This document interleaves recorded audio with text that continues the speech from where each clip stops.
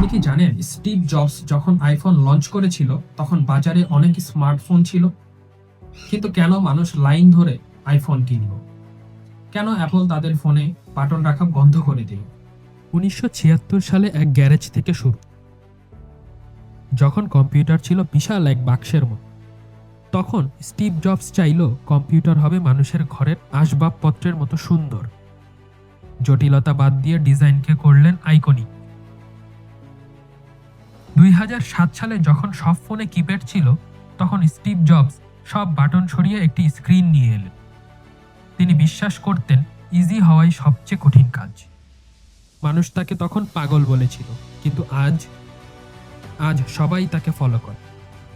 জটিলতাকে বাদ দিন, আপনার প্রোডাক্ট ইউজ করা যত ইজি হবে, কাস্টমার তত দ্রুত সেটি পছন্দ করবে, কিনবে। জটিল ফিচার বাদ দিয়ে কাস্টমারের এক্সপিরিয়েন্স ইমপ্রুভ করার ট্রাই করুন।